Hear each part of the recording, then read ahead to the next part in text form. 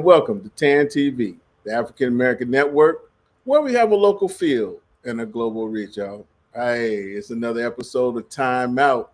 Hey, I got another hot one tonight, man. I'm so blessed to have this cast of people that's going to come on and talk that once again, the primaries, 2026 primaries, hot and heavy, and it's rolling. So, and TAN TV, we're off to the races. So I'd like to welcome everybody once. So I'd like to welcome everybody twice. You're welcome, welcome, welcome. So I want to bring in our political correspondent, our CEO of TAN TV, the lady with the knowledge, and she, like I say, she's quickly branding herself as one of the top interviewers in San Antonio. Miss Laura Thompson, come on in, Laura. Hello. Yeah, thank you for those kind words. Oh, girls, it's good. You raising the bar and making me have to, you know, prove myself. So Well, you don't have no problem with stepping up to that task. I took a peep in the green room a minute ago, and I know you got some guests back there that I'm very excited to hear from. And so like we do, we stay in our lane, and so I'm gonna let you kick it up. But before you do, you kick off your off to the races. I do want to let y'all know the Spurs playing tonight. That's my lane, y'all. That's my lane. Spurs playing tonight. They're playing the Raptors. They're behind right now, 73-69. So come on, Spurs. And you'll probably hear back from me because I'm going to get my popcorn and sit back because y'all, it's going to be a hot show tonight. A lot of good information. And that's why I'm here, so I can be like that sponge and absorb it all in. So no further ado. You can take it over, Laura, and take me off the big screen. Oh, okay. I'm gonna leave you on for a little bit, but some people. I just want to say that when the Spurs start winning, they start rooting for them. So, okay, that's what you're saying now. But we do have a very, very, very, very special guest that we're gonna bring on. I've been knowing Dwayne Robinson, wow, since the early 2000s or before. And he's helped me on, several projects and helped me get my foot in the door in some areas where I would have not been able to get in because I didn't know anybody. But Mr. Dwayne Robinson is in the house, in the room, so I'm gonna bring him on. And there's someone else in the green room too. Huh? Oh no. Oh, okay. Yeah. So how you doing, Dwayne? I'm doing fantastic. Good to see you and see you as well, my brother Vance. Thank you, sir. Thank you, sir. I'm sitting back. I'm waiting to hear what you had to say. Right. So I'm excited. We had our second off to the races, I think on Monday night, and so I was just telling the viewing audience that I'm just so excited about these primaries, and I haven't been pumped up about the primaries since Obama time, and so it's and I want to say something about Jasmine Crockett. She kind of came in on the scene similar to Obama in a way. She already, both of them had a name for themselves just in different ways, but she came on Obama came on the scene kind of and made his announcement by himself, literally with his family. And everybody said, "Oh, he ain't gonna win." And I always thought, well, I wanted him to win, so I would say I think he's gonna win, and he did. And so now I'm rooting for another icon that I'm really excited about. Had an opportunity to interview her when she was here. I think I'm the only person in the city, and not bragging, but I think I'm the only person in the city that had an opportunity to interview her. Thanks to Judge Stephanie Boyd. So I always have these individuals in my life that come in my life to help to, open the door. And so, and Dwayne Robinson has been one of those persons. And so what do you think about the primary so far, Dwayne? Well, let me first say, Laura, you talk about interviewing Jasmine Crockett, but I remember my last year's chair of the ML King Commission, and we had a member of the Royal King family in as our keynote speaker, Miss Andrea Waters King, and we were surprising her at the airport.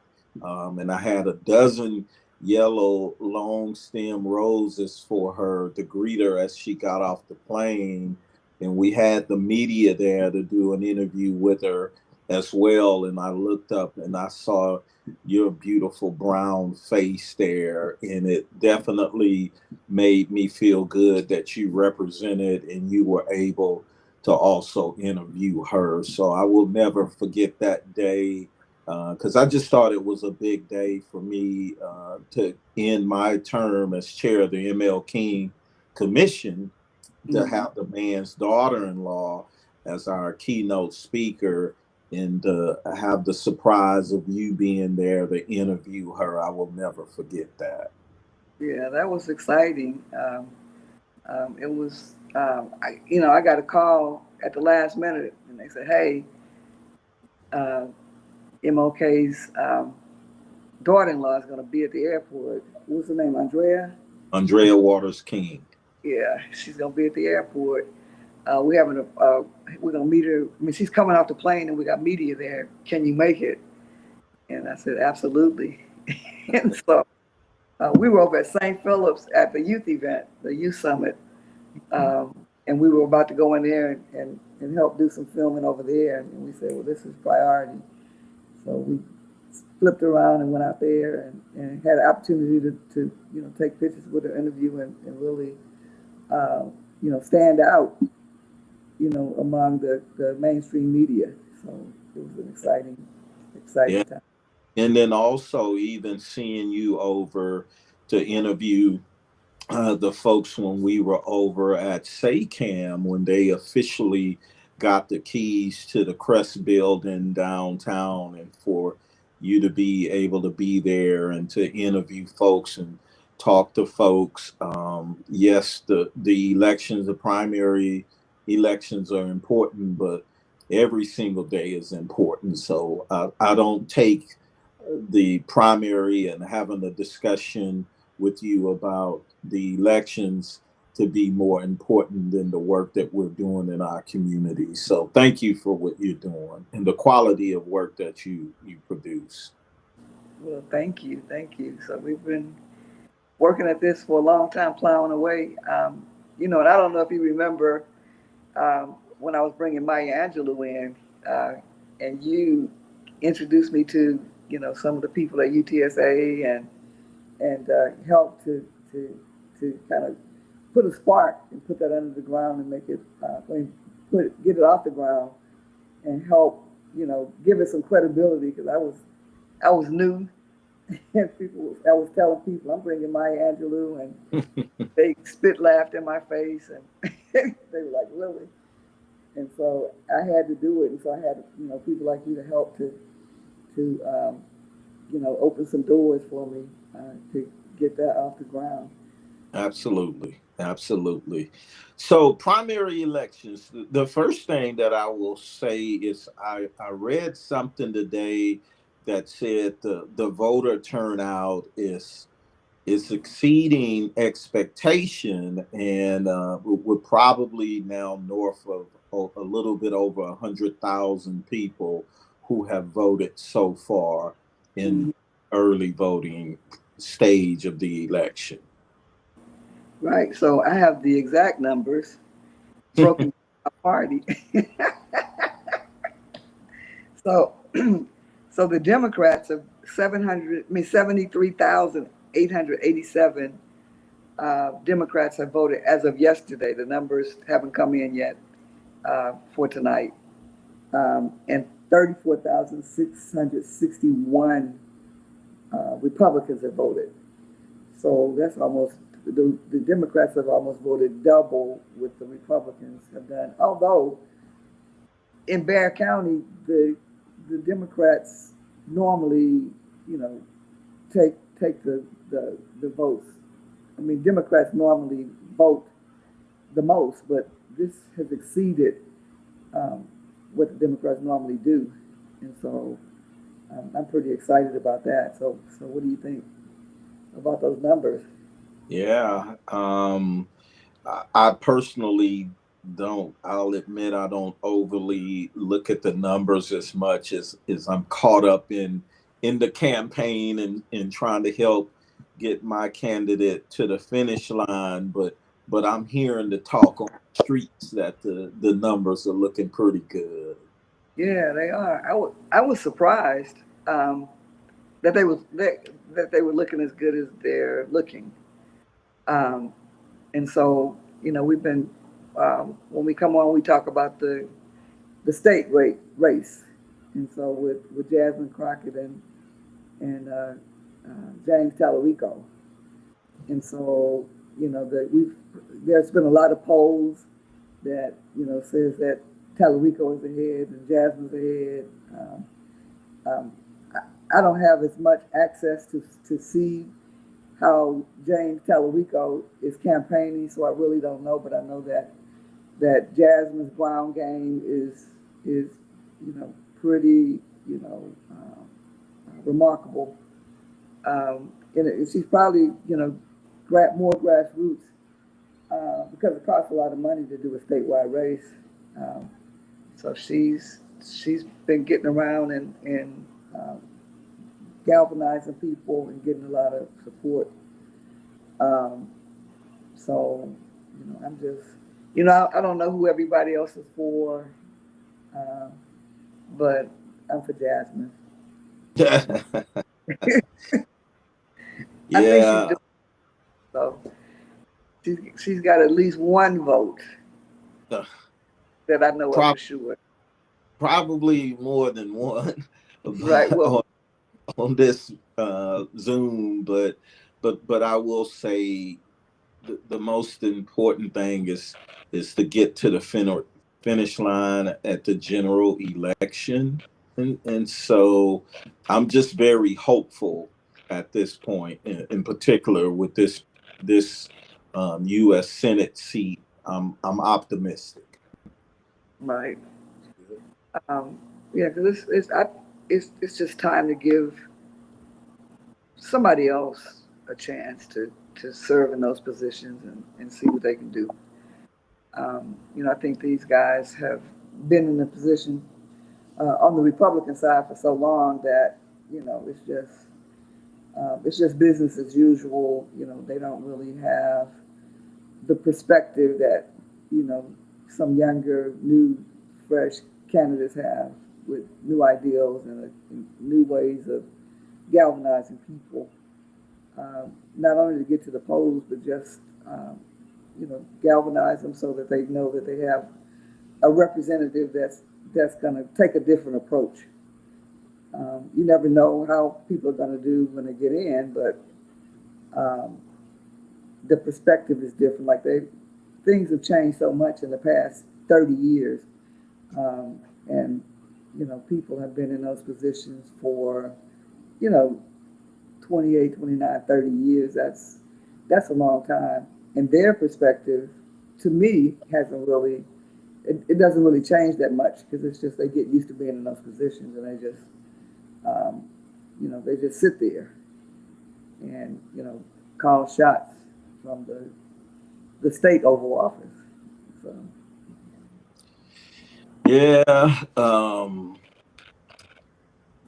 I got involved, started getting involved in politics years ago. Ironically, at that time, there were people that served on the city council here, Helen Detmer, Joe Webb, and some other individuals that got elected, and they sat in those seats for years. And the mhm. irony for me is Joe Webb is a relative and stuff, but I still just didn't feel like I think at that time my daughter may have been about 7 years old or so, and my daughter is now 40. Really? And we always had an issue with water. if anybody's been in San Antonio long, we have an issue with water and the Edwards Aquifer and protecting it. And I remember I used to go to City Hall, and they, in my opinion, seemed like they behaved like only thing they really cared about with themselves. And I was like, man, by the time my daughter turns 20, we're not even going to have any water in San Antonio. So I started getting involved in everything. And, nowadays, with all due respect, to see people like Nancy Pelosi, who's been in Washington for that long, in my opinion, if you've been in elected office north of 20 years, 30 years, to me, it's almost like you're saying that you're the only one that has the answers. And you're not hearing new voices and stuff. They can say as much as they can, but I don't know. If I were in elected office for 30 years, I would think I know everything. Come on. And just don't. Life changes, circumstances changes. So I just think it's good that there should be change periodically. Mm-hmm.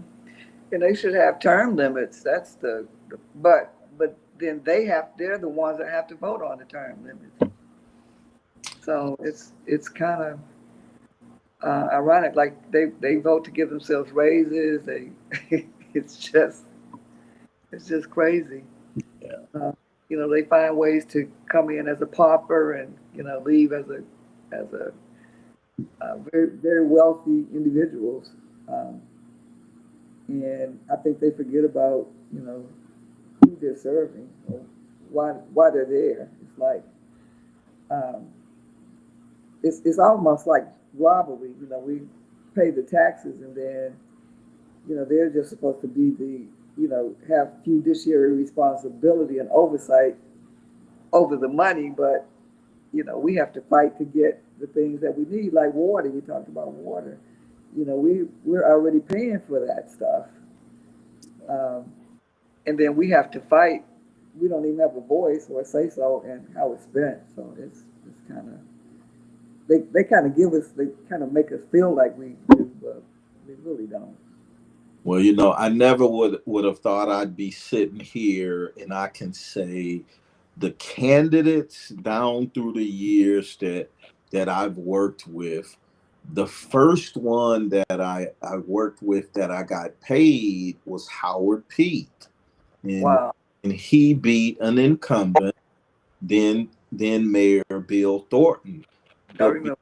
Before Peak, before I wasn't paid, but I was I was getting my feet wet, Lila Cockrell. Wow. So I go all the way back to being exposed to doing campaign work with Lila Cockrell, and then you fast forward to today, around today time, and two of my clients have been Julian and Joaquin Castro, Nelson Wolf, now Ron Nirenberg. So I've seen it for quite a long time. The political landscape of San Antonio. Wow. Nice. So you were a staff member for Judge Nelson Wolf, weren't you? Correct. Yeah. If I were to tell a funny story, so everything about me is based in humility. I know who my parents are. I know who they expect their youngest to be. And every time I pray, I use the word humble or humility, because every single day, every moment of the day, I want to walk in humility. But when I went to work for Judge Wolf, I mean, literally almost the first day there, I said, I want to leave my mark down here. I don't care if all of these people down here have PhDs. By the time I leave the county government, I will have left my mark. And I was there with Judge for 6 years and 11 months that I was down at the county. And Wow. the one thing that I will say, because Ron mentioned it Monday night when he was over at the Denver Heights Neighborhood Association, I was able to create the Suburban Cities Coalition. And what that was once a quarter, Judge Wolf, the county judge, would meet with the mayors of the 26 suburban cities, i.e. Live Oak, Leon Valley, Schertz, Selma, and all of those. And I, it was practical reasons why I came up with that idea, and I am grateful that Judge Wolf agreed with me and allowed me to start it. Two things stand out that we were able to do. One was, I'll never forget that I would spend a lot of time going to each of those cities to their city council meetings. And so they would see me there and just be shocked. And then I would take the time, then I would turn around and go to the office and meet with their city manager, city administrator, or chief of police. Some of them didn't have a city manager and the chief of police was both or whatever. And out of 26 cities, I'm pretty sure that I had 13 of them that at least said to me, we've never had anyone from the county judge's office come over and meet with us. Now, from a practical perspective, to me, it just made sense that the more that we made them efficient or helped them to be efficient and self-sufficient, then that was less resources that the county government needed to pour into those 26 cities. Because when you think about county government, it's made up of 3 entities. Number 1 is the city of San Antonio.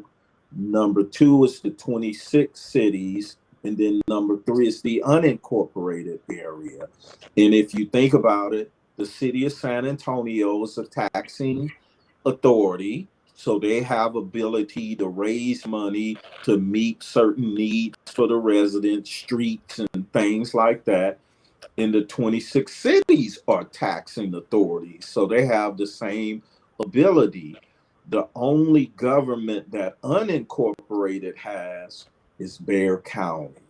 So in my opinion, I just was of the opinion that as much of our resources that needed to or could would be in the unincorporated areas. And as a matter of fact, the 2010 census said that the population of unincorporated Bexar County exceeded the total population of those 26 cities. Now, it wasn't any more than about 10 to 15,000 people, but nonetheless, most people don't think about the unincorporated areas and their needs. So we were able to create that coalition. And then when we fast forward to COVID, just because of the way that we had worked together and Judge in those 26 cities, in my mind, first and foremost, it enabled us to help save lives. Wow. Nice. So Nice.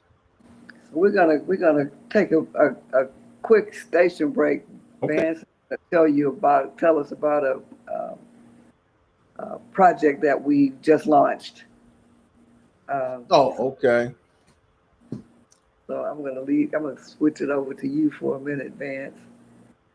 Okay. But Laura, before I do, I would love to ask our guests. I mean, that's great information, sir. Great information. And I mean, I just want to ask you though, too, is who's coming behind you? We need somebody to pick up with you, man. I mean, You know what I mean, Laura? I mean, uh, and I'm sure he can give. There's somebody maybe out there that want to get into politics and be that spark that you are. You know, I'm sitting right there and saying, wow, you know, and to have that ingenuity to do what you do, you know, uh, I'm just fascinated. I'm just, you know, so you know, we need somebody that you know, because you've been doing it, and I hope there's somebody behind you that can pick it up and continue. That's what we need, man. I you know, and before you do leave us, sir, if you could just, you know, if somebody wants to get in, maybe you can give them a pointer how to get started. Okay, okay. So I just wanted to say that because you know, Laura, you know, my mind, I might forget, man. And I just wanted to put that out there on it because I was just that was very good. Um, well, our CEO been out there hitting the pavement, doing her thing, networking, and TAN TV is now in the sky. Our billboard campaign has now launched, and TAN TV has a billboard campaign, and you will see us in the sky. You know, hopefully, yeah, you know, everyone's safe looking up there for us. But Laura, you hear me? Yes. Yeah. So tell us, you know the locations, you know what's happening with our billboard. I'm so excited to see how TAN TV is expanding in our, you know, we have a local feel with a global reach. Well, thank you for that, for putting it on me to talk about. I appreciate Thank you that. very much. Thank you very much. So TAN TV has launched a billboard campaign. We're going to be, this week, we're on 5 digital boards. This was our test week. And so next week is going to be our actual launch. We're going to be on 6 billboards across the city on 410, 35, 281, 1604, and on FM 78 in Converse.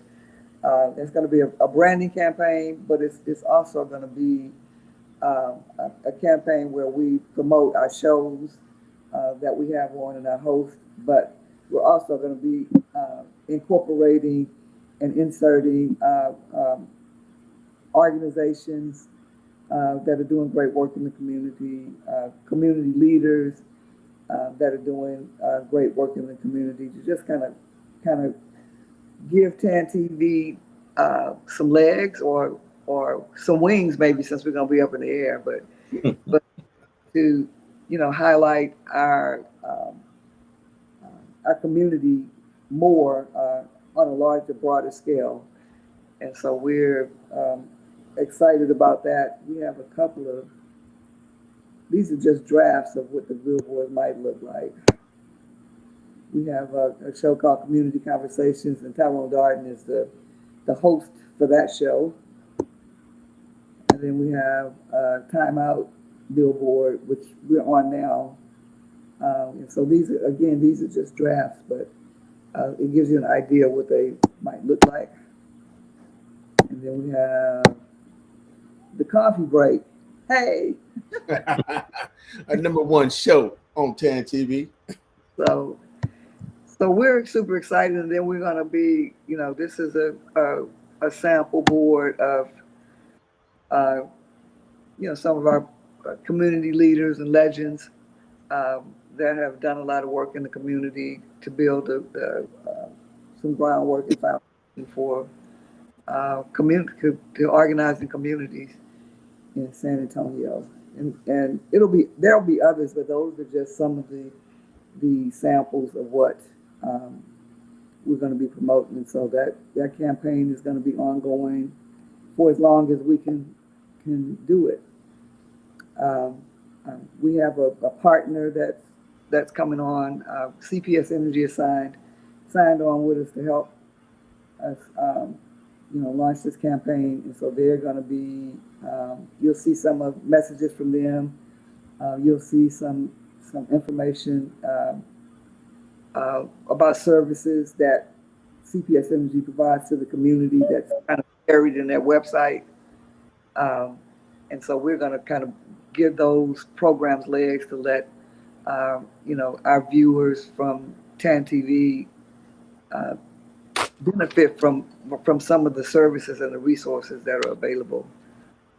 So I just wanted to mention that, and then get back to off to the races. So we're super excited about the races. I know I am, and the primaries. And Dwayne, you talked about working with some of the public officials and their campaigns. And I didn't know that you had worked with all those mayors. As a matter of fact, Ron was a mayor too. So was Judge Wolf. Judge Wolf was a mayor. And so, can you give us like a little insight or what you see happening or what the outcome might be for the county judge race? Yeah, thank you for that. Again, this is Dwayne Robinson speaking, and not Ron Nuremberg. But I will say this: we had an event yesterday evening, and it was just like a conversation. And I was listening to the way Ron was answering those questions. And I told him this morning when I was speaking to him that he is, in my opinion, he was one of the best mayors that we've ever had. Certainly navigating us through COVID in and of itself, he got national attention the way he led our city during those very trying times. But I believe that overall he's one of the 5 most accomplished mayors in the history of our city. And I think he will be an even better county judge, because I don't think he's reached his political peak. He's still growing and getting better. And I think certainly the things that he learned as mayor will only help him and make him an even better county judge. But I heard someone else say to me earlier today that he was one of the best listeners they've encountered. And the funny thing is, if you go back to his last city council meeting as mayor, and I signed up to speak, and that was one of the things that I said about him, that I found him to be one of the best listeners in terms of elected officials that I've ever been around, and his compassion for all people will serve him really, really well, and it'll serve our community, African American community in particular. We will be served really well under Ron Nuremberg county judge position. And I ditto that. He makes people feel comfortable, and so he disarms people and allows them, like you said, to ask him questions, but he listens too. And I had an opportunity to we had an opportunity to live stream the event that Dr. Juanita Mercer hosted, and she asked him some pretty difficult questions, and instead of dancing around it, he told the truth. It was something that wasn't popular among small businesses, but we didn't really understand why he voted for changing some of the policies for small businesses. But when he explained it, you could understand it. And sometimes we don't, we get up in arms about things or get upset about decisions that are made, and we don't really know the backstory. But he didn't have to tell us that. He didn't have to say he voted for it. He could have danced around it, but he didn't. He explained it. So he addresses the the hard questions that people, you know, may not be educated on, or may not like the decisions that he made, but he gave a great explanation for that, and I didn't realize that either. That when he gave the explanation about why they had to change, you know, some of the policies for um, African American businesses and minority businesses. So Yeah, in that case, it was the law, so they had to do that. It was going to happen regardless. But even last night, he mentioned when he was mayor and we were dealing with COVID, and one of the hardest decisions that he had to make on the surface was closing businesses, in particular restaurants and things of that nature.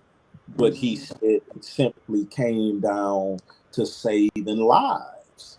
And right, so he said, so still to this day, some people are still upset with me about that. But he said he really didn't have a choice in right. everything.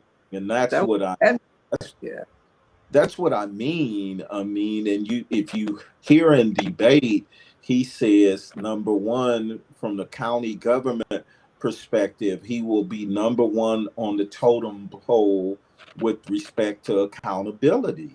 And he mm, said he did not have any fear of making hard decisions. And that's what a leader has to do, is they mm, have to make decisions and they have to be accountable for the decisions that they make. And I do love my Castros to death, but one thing that comes to mind is, so Julian was mayor, and we were either doing one of his reelection campaigns or we were doing the original pre-K for SA campaign. And so as a consultant, I'm giving him advice, and he wasn't always listening to it. And so we used to have these conversations, fun conversations with that campaign on what he was gonna do next. And we at that time we thought governor. We thought governor. And mm, I'll never forget, and hopefully this is being recorded, but the first person that made this comment that people looked at him crazy, but Kerry Clack said, "You should be the keynote speaker for Obama at the Democratic National Convention, which would have been in 2012. He's like, you should be keynote speaker." And I mean, so it would have been myself, Kerry Clack, Christian Archer, Julian Castro, Joaquin Castro, and a couple of other folks, and even the Castros, I think, kind of chuckled. But nevertheless, Kerry proved to be very knowledgeable. But nevertheless, you know, Julian wouldn't always listen to my advice, and I would get a little upset with it, but I would always think to myself and try to look at the bigger picture. And what dawned on me was Julian could make a decision that was in the best interest of San Antonio, but it would hurt him as he was positioning himself mm, ultimately, which we see where he did, where he wanted to run, or he sought the party nomination for president of the United States. So it just dawned on me that he had bigger political aspirations than the simplicity of the advice that I was trying to give him. So I had to accept that, it wouldn't be in his best interest at down the road, as he was seeking to run for president of the United States, to do certain things. mm, And with Ron, and I even saw it with Judge Wolf. So Judge Wolf was at his political plateau. He wasn't going anywhere else, so he wasn't worried about decisions impacting his ability to run for something else down the road. Julian was worried about the implications for him if he ran for president. Ron, even if he is thinking about running for something else, all he cares about is doing the right thing in the right moment. Again, I'm not saying that Julian wasn't worried about doing the right thing in the moment, but he had some bigger political aspirations. For the record, I was a part of the team and got to be there in Charlotte, North Carolina, when we had the first ever Hispanic American to be the keynote speaker at one of the national party Democratic, in this case, the Democratic Party nomination event. It was historic. Wow. I even have a picture. I'll say this real fast. I'm not always the brightest bulb in the bunch, but I remember I was told that Joaquin told me, "Hey, Dwayne, we're going to be at the El Tropicana Hotel." It was a Saturday morning or Sunday morning at this time, practicing for the speech. So I get down there, and I'd never seen a teleprompter before and stuff. So when I got there, they were sitting at the table. Again, it was Julian, Joaquin, and a couple of other of our political people. They were sitting at the table going over his speech. I get there, I'm the only Black person there. I took some pictures, and I'd have to go through a lot of them to find them. So I took some pictures of them at the table, and then of Julian behind the platform and with the teleprompters walking through it. And I was smart enough that it was a young lady there. As I was taking pictures, at one point I said, "Now I'm gonna sit at the table and we're gonna get pictures." So I have pictures of me sitting at the table with then Mayor Julian Castro as he was preparing to give the keynote address at the Democratic Party National Convention. So he was the mayor then when he did that? I believe so. I think that would have been before. I'm certain it was before, because remember, I think he did only the last 2 years as under the Obama administration as HUD secretary. Or if it may have been 4, if it was 4, remember the convention was before Obama won the second 4 years. So yes, he would have been mayor then at that time. But he left his seat, didn't he, to go to HUD? Yes, he did, but that was after Obama had already started his second term. So Julian did 2-3 years. I think it was 4, because typically the turnover in some of those secretary seats are after the first 4 years. Wow. Yeah. So I didn't know you were deep into politics like that. But I didn't know I was deep in politics like that either. God and life just took me to, trust me, I didn't plan it. I did not plan it. Wow.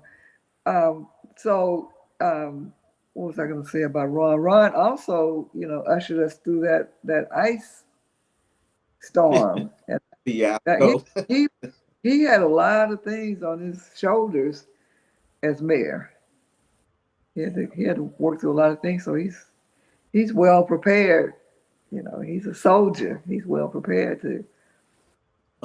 I'll say this, under the 2022 bond, city bond, which was the largest in the history of our city, $1.2 billion, I had the privilege of Ron appointing me as one of the co-chairs, and I was co-chair of the facilities portion of it.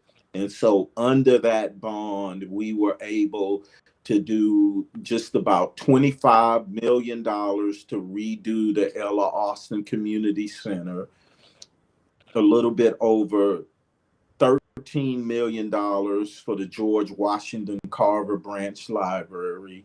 We did $1 million for the Wheatley Heights Sports Complex, and then other facilities across the city.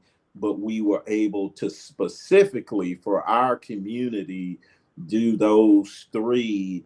And I'll never forget at the public hearings that some of our, I think, Laura, I was going to say your mom. I don't remember when she transitioned. What year was that? 2021. 21. So Yeah. your mother would have been gone already, but there were senior ladies that attended those meetings, and they were there to speak up on behalf of the library. And they said in the history of that library, the city had never put substantial dollars into it. So I'm blessed and fortunate to have sat in that seat at that time and stuff. So for me personally, to witness a, a bunch of Black female senior ladies come up to advocate on behalf of that facility to make it happen, and then for a couple of them to come up to me after the meeting and say to me how they appreciated the way I conducted myself and carried myself. I always tried to be mindful of my behavior out in the public as a public servant. And to Vance's comment earlier about passing the baton, I'll say, I remember when I worked for Judge Wolf, I always tried to be under my best behavior, because in the history of county government, I'm the first Black male to ever work for the county judge or even any of the commissioners and stuff. So I carried myself in a way that I wanted to make sure that I didn't blow it for any Black kids that wanted, or young Black people that wanted to come from behind me. So although I have not identified anyone yet, that is something that I desire to do. And I hope I have enough credibility at City Hall and at county government that people would take my advice into consideration. Wow. So, wow, this has been a great, great, great conversation. I know I've learned a lot about the works of Dwayne Robinson, and I'm sure our viewers have learned a lot too. And Vance, just meeting you, Yep. you it's a lot. So Monique Vernon worked with. Did she work in the same position that you were in, working for the county judge? I've talked to Monique about that. No, because number one, they kind of created my position.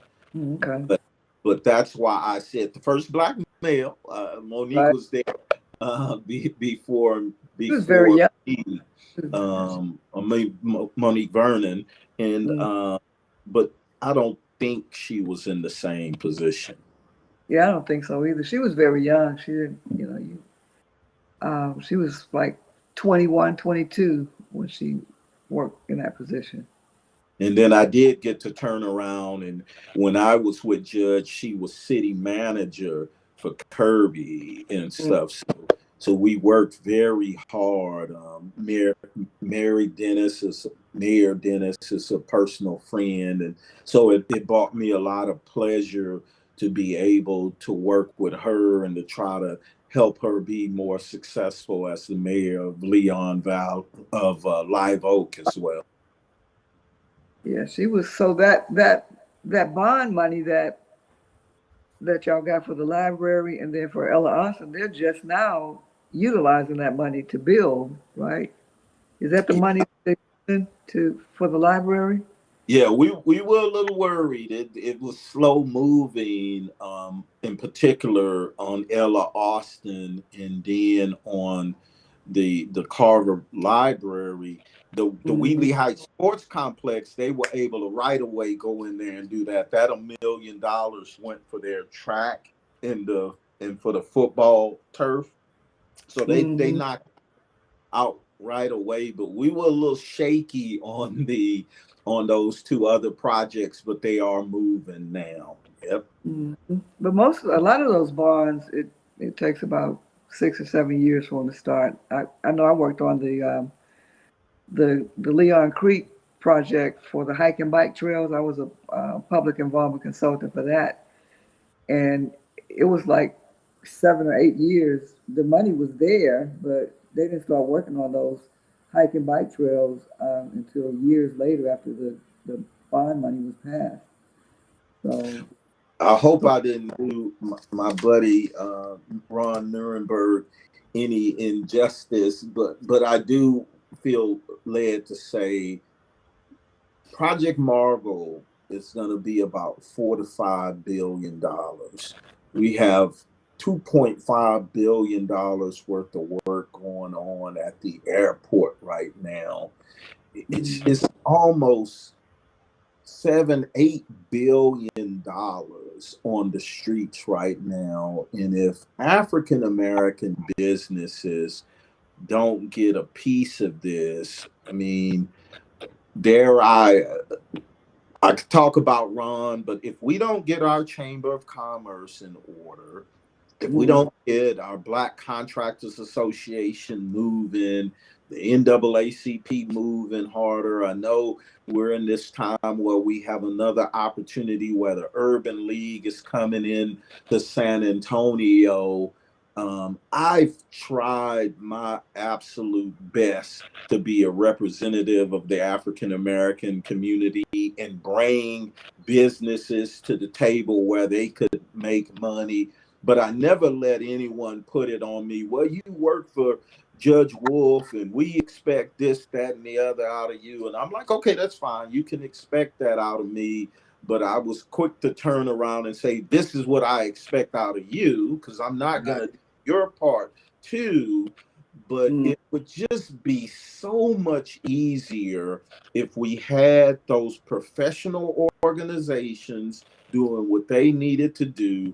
If we had our state representative, county commissioner, and city councilman talking to each other, then I just, if we don't take advantage of this time over the next at least 5 years where there are going to be billions of dollars spent, I'll drop this one nugget on y'all. When one of the things I said to Julian back then when he was contemplating what was next, governor was what we thought. And I said, okay, you're Hispanic, you can in San Antonio, and you can run for mayor and you can win without one Black vote. You can win with one Black vote. That's cool. So you can maybe not need us. I said, but if you run for governor and you're in Houston, Texas, I told him this, and you're in Houston, Texas, and you're going before the Black Chamber of Commerce in Houston, Texas, seeking their support and trying to raise money, I said at least one person in that room is going to ask you, what did you do for Black businesses in San Antonio? And San Antonio has a history, a consistent history of Hispanics going from elected office here to national offices. And so it's incumbent upon our brown brothers and sisters they should do it for the right reasons anyway, but for political reasons, it's in their best interest to work with us. And so I said to Julian, you're going to have to make one or more Black businesses millionaires. You can ask him, he will tell you, Dwayne told me that. So, I can advocate all I can behind closed doors for us, but we would be so much stronger if we collectively spoke up for one another. Nice. I mean, they, I'm a testament that, you can do business with the city, you can do business with the county, you can do business with major corporations, and we have to be prepared on our end too, in order to get that done. They're just not giving away contracts necessarily. You have to be able to fulfill them. Yep. You have to be able to afford there's a lot of times upfront, expenses that you have to take care of. If you have the ability to negotiate to get the money up front, that's good. But it works both ways, and they would be happy to do business with African American businesses, so that they can say they do.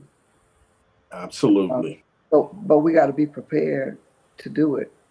You got to be able to fulfill those contracts. You got to have the and I won't say that we don't have the capacity to do them, because I've done them, and most of them I've done without a lot of employees and staff, and so the opportunities are out there. But as business owners, like you said, we need a strong chamber of commerce. We need the black contractors. I had one black contractor. He told me that he had to. The city required him to have something. He was working with the Alamo Dome, and they were telling him that he had to measure it. He said, "I don't, I could just look at it and tell. I don't have to." Like, dude, you can't do it like that on a big project like that. Mm-hmm. That's not a deck that you build in your backyard. It's a major contract, but. And I'm going to confess that I've been peeking at my phone to see how the Spurs game is coming out, Brother Vance. We're on the verge of maybe getting ready to win 10 in a row. But, hey. but Laura, you're 1,000% correct. But I would just add that oftentimes all we have to do is be given an opportunity.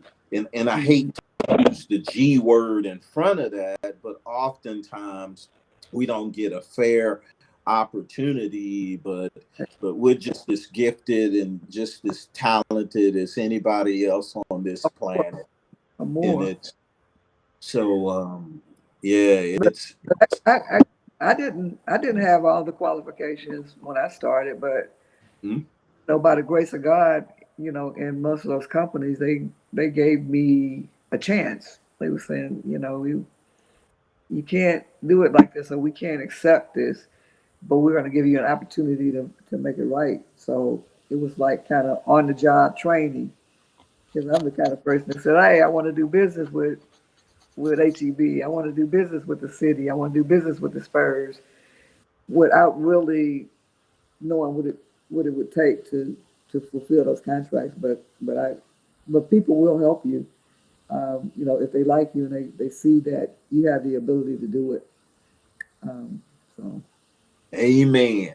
Amen. And we're gonna see some really good stuff where I'm gonna be able to make sure that I push for us to be included on some things. You can best believe I'm gonna do it.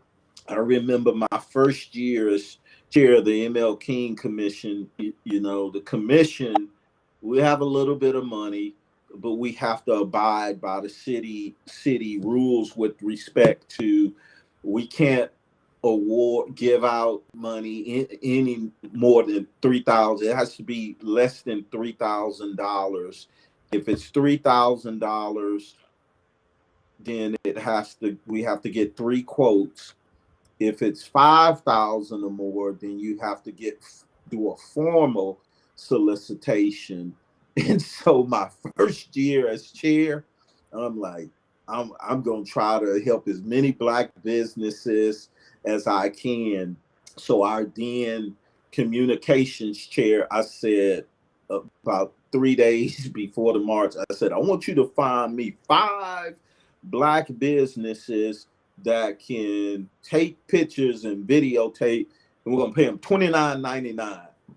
I don't know in my first year how many $29.99s and I'm gonna be nice and not say my friend's name down at City Hall. That my second year, he said, "Well, you know, Dwayne, you were legally okay, man, but $29.99, and boy, it's public record, so people can go back and see. But boy, it was a whole bunch of black people that did some stuff my first year for $29.99, and so I think my second year, I was like, all right, let's pay him $2,700 and be through with it. But that's just my commitment, that where I can, that I'm gonna put money in our pockets, and I'm gonna try to do it first. And I'm not trying to do it first because I'm anti anybody, but it just doesn't seem like we get as many opportunities as others. And so if I'm in a position where I can directly do, then I'm gonna directly do. And I make no apologies to it. I can tell you every single one of those elected officials that I mentioned that I worked with, they will tell you, yeah, Dwayne is pretty pro-black. It's just, I don't do anything in the press. I have no comment for the press.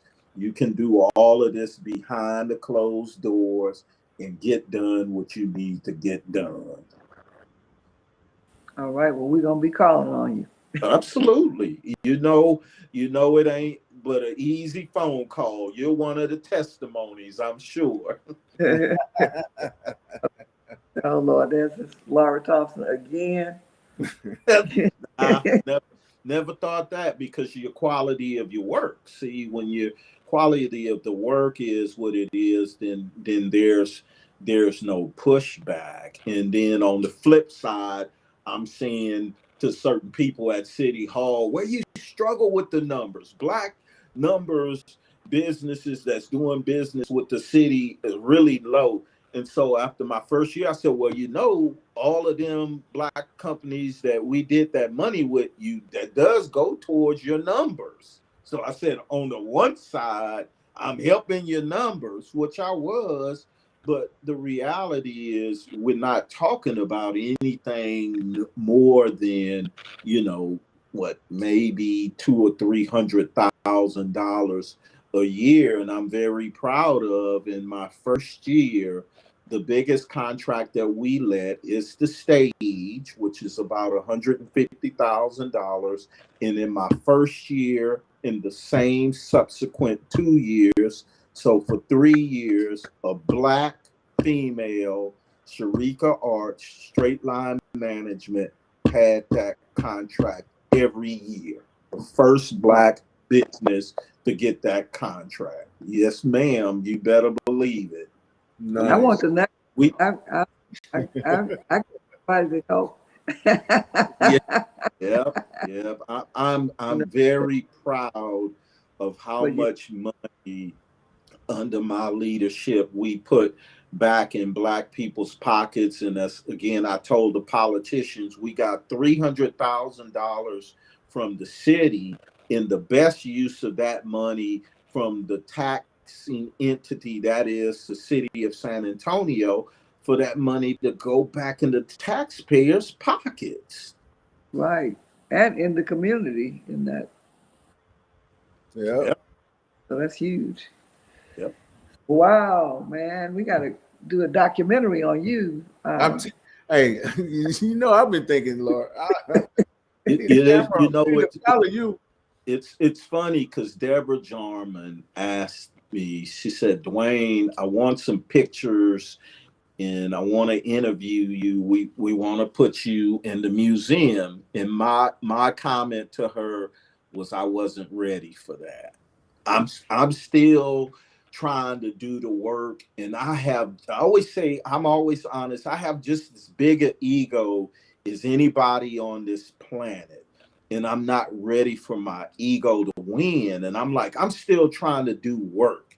Let me do work a little bit longer, accomplish a few more things, and then we can have a conversation about that. And I kind of feel like I maybe shouldn't have said that at the time, but honestly, that's what I told her. I said I just personally wasn't ready to be recognized for any of that stuff. I'm just trying to do the work at this point. Well, I think you're ready. And you already demonstrated that because maybe you haven't talked it through. Maybe if you go back and look at this, you can really say, wow, I didn't really realize I said that, or Exactly. that I've done that. So, Well, I think the one cool thing about Zooms is I'm sure you can see all of my stuff on the wall, and this here in particular, those up there in the calendar year December 13th, 2024 to December 13th, 2025, I won 7 awards.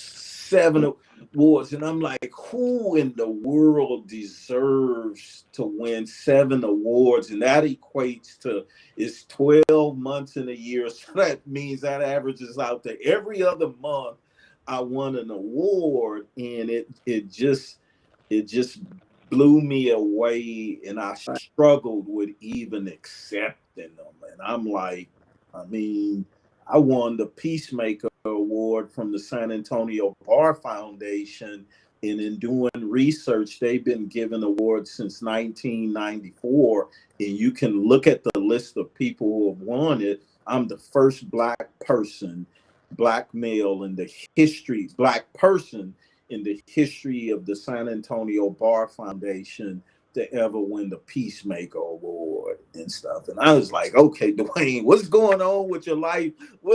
It's just people beyond my pay grade. we don't see you just you.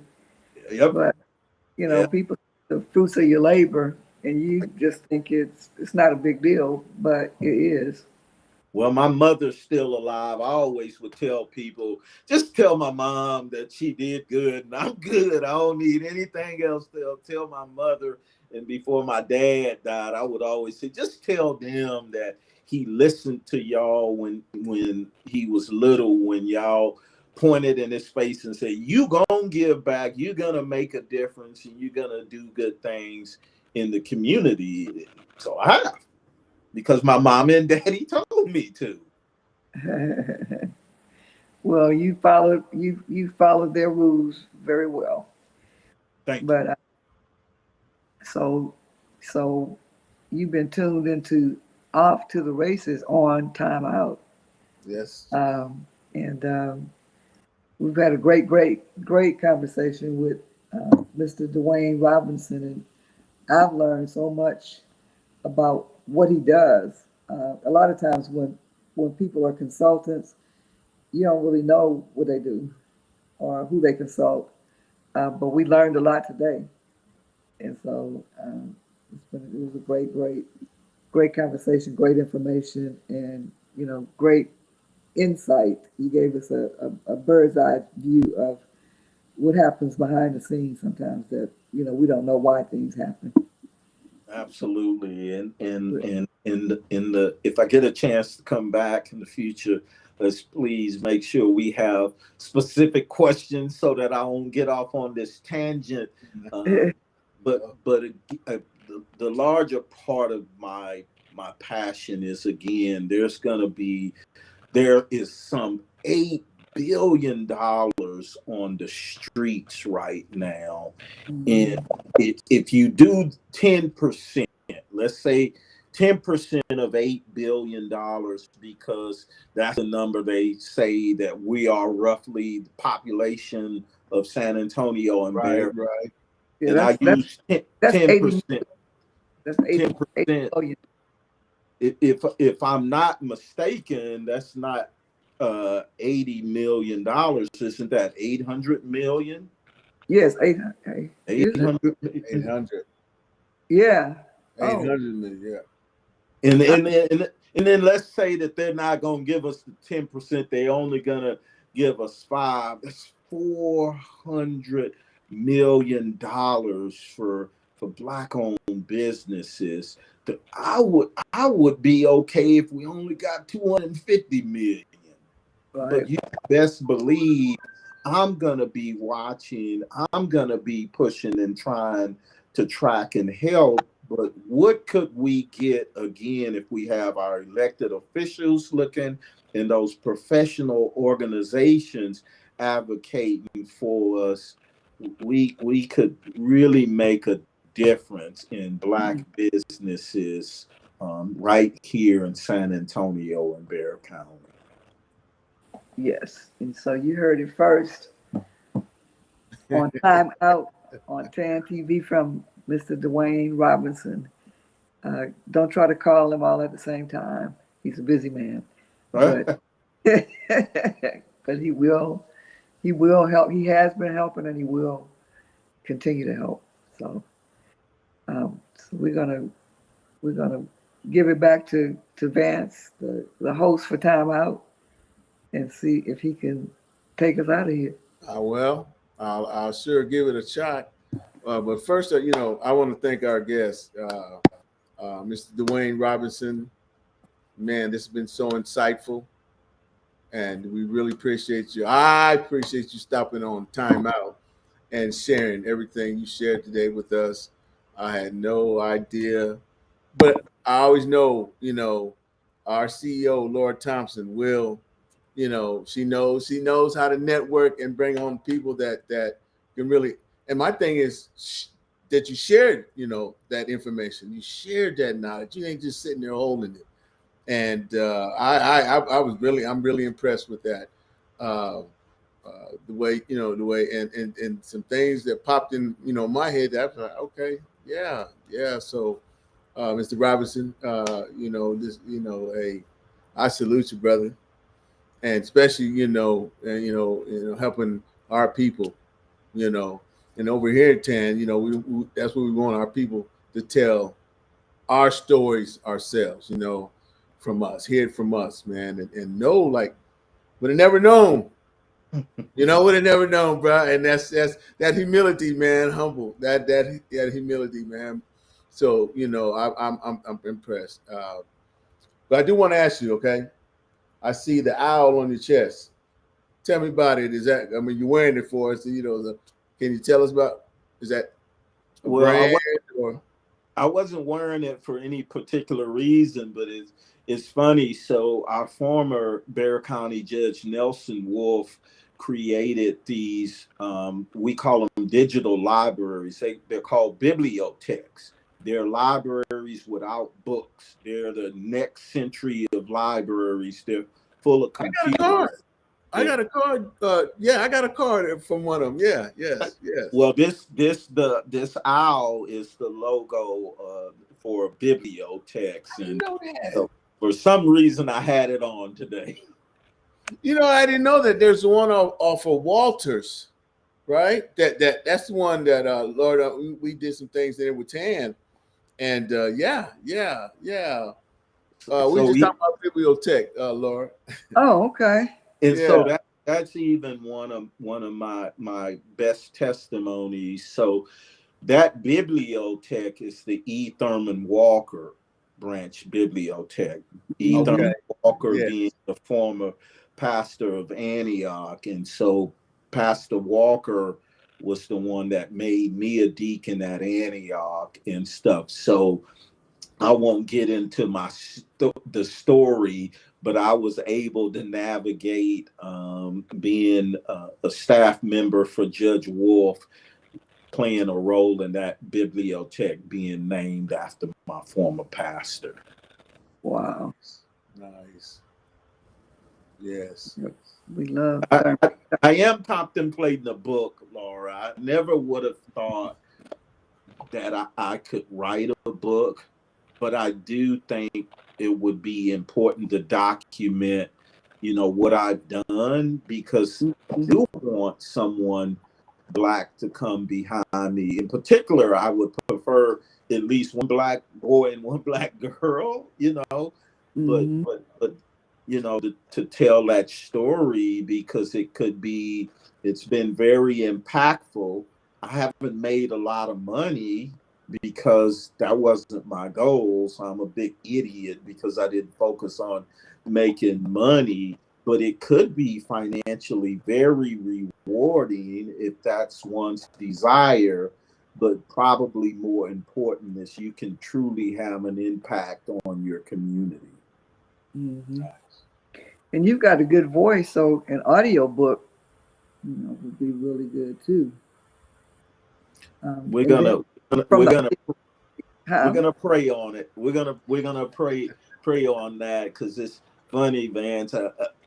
The younger Black people that I do see that are like in the political consulting world or something like that, I'll ask them. I said, "Well, do you know who I am? Do you know who Dwayne Robinson is?" And they're like, I'm sorry, I don't know who you are." And I say, yes.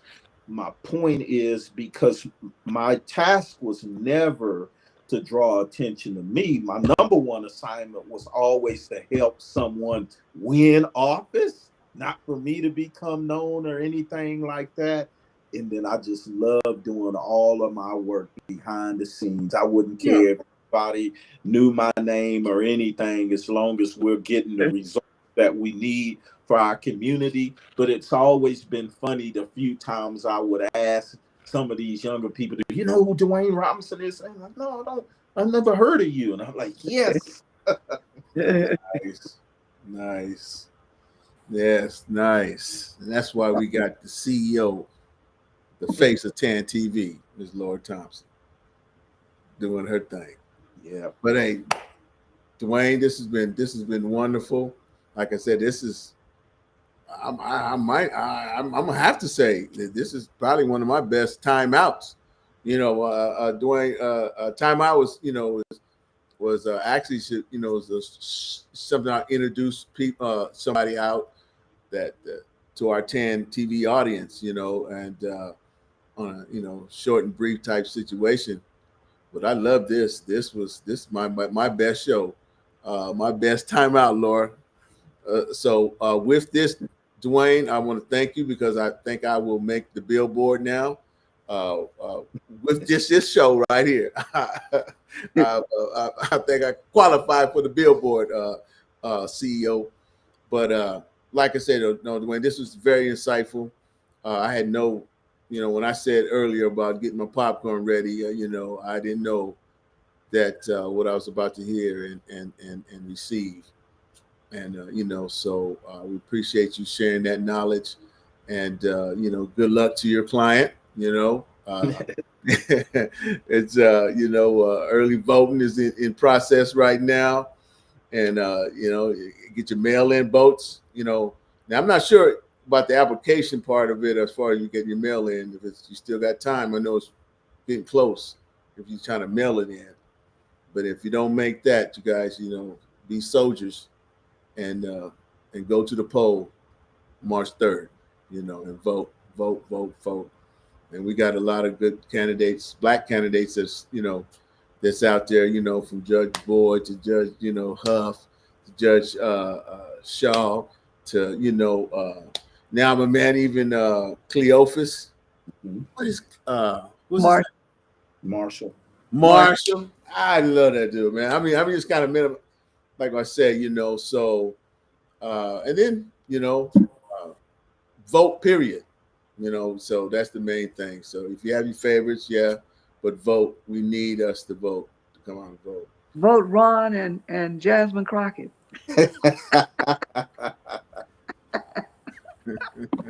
Look at that. There you go. Woo! This timeout is blowing up. It's gonna blow up, man. We're gonna go viral with this timeout right here. But what number is Ron on the ballot?